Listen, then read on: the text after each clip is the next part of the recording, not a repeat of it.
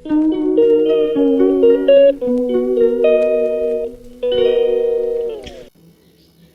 Everyone, welcome to my channel Rashi blog.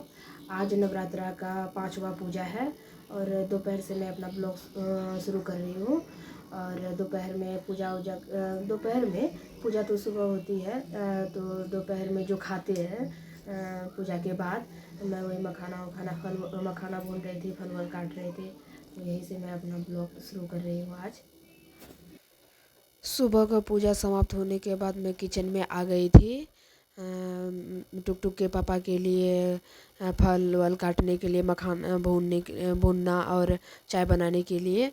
तो इस time वो मंदिर निकल गए थे, थोड़े पहले ही मंदिर निकल गए थे।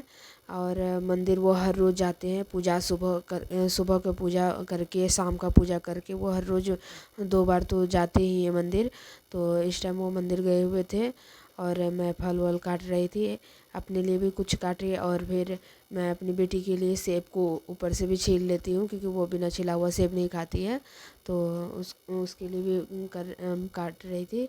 और इससे पहले, नहाने से भी पहले, मैंने अपने लिए खाना बना लिया था और बेटी के लिए।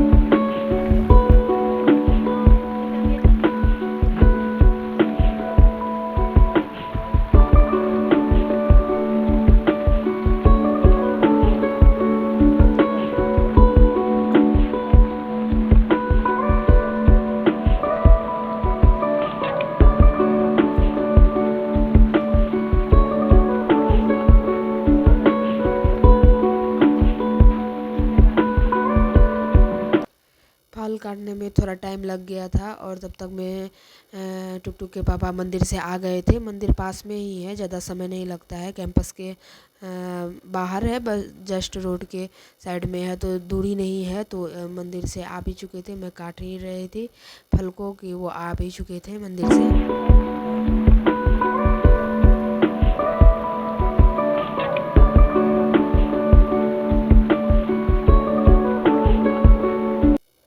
यहाँ पे मैं कर रही हूँ अजवाइन को डब्बे में।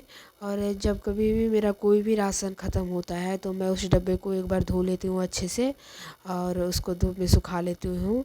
उसके बाद ही डब्बे में रखती हूँ। यहाँ मैंने अजवाइन और चाय पत्ती मेरी ख़त्म हो गई थी, तो दोनों को ही मैंने डब्बों में रख दिया था।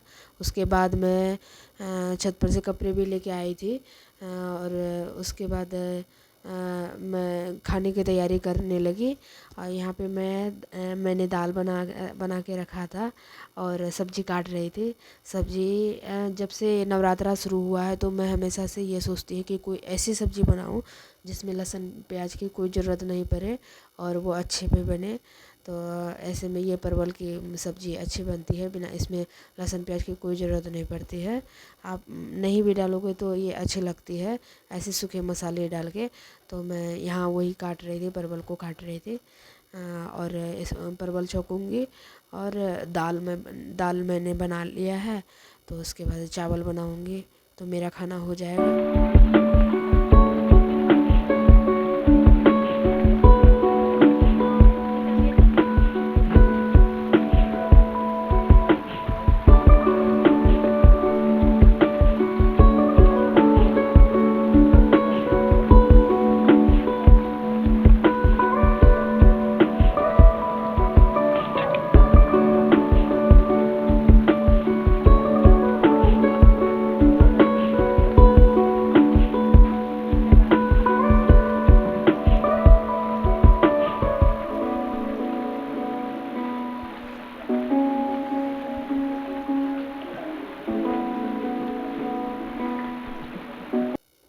यहाँ पे मैंने दाल दूसरे बर्तन में रख लिया और कुकर में ही थोड़े से चावल अपने लिए रख लूँगी, बना लूँगी और उसके बाद मेरा खाना हो जाएगा।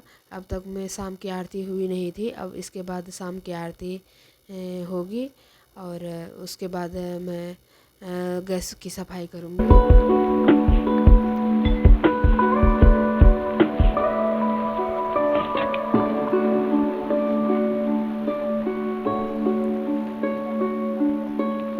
खाना वाना बन चुका था और शाम की आरती हो रही थी और हम लोग आरती कर रहे थे। उसके बाद हम लोगों ने भगवान का आशीर्वाद लिया और उसके बाद मैं फिर से जाके किचन की सफाई करूँगी।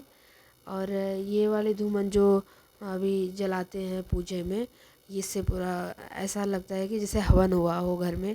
बहुत अच्छा महसूस होता है पूजा में, खासकर शाम के टाइम में जब हवन ये धूमन जलती है तो बहुत अच्छा लगता है। ऐसा लगता है घर में हवन हुआ है।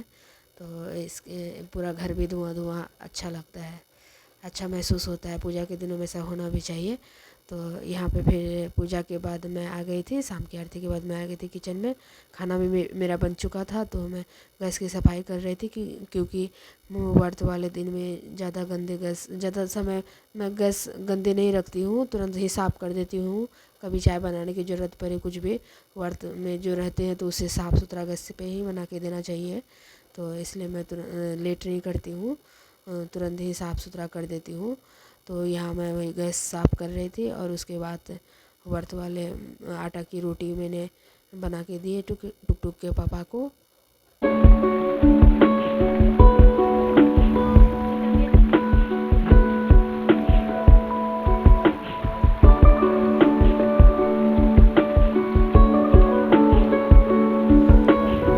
रात का खाना मैं बना चुकी हूँ और व्रत वाले आटे की जो रोटी होती है वो भी मैं टुक के पापा के लिए बना चुकी हूँ। और अभी मैं दूध उबलने के लिए रखी हुई हूँ। जो ये दूध पीने वाला होता है और चाय वाला मेरा अलग होता है, तो ये से मैं उबलने के लिए रखी हुई है। और अभी इस वीडियो को यहीं एंड करते हैं।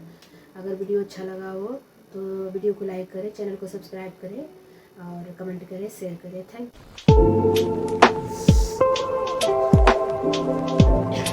यू।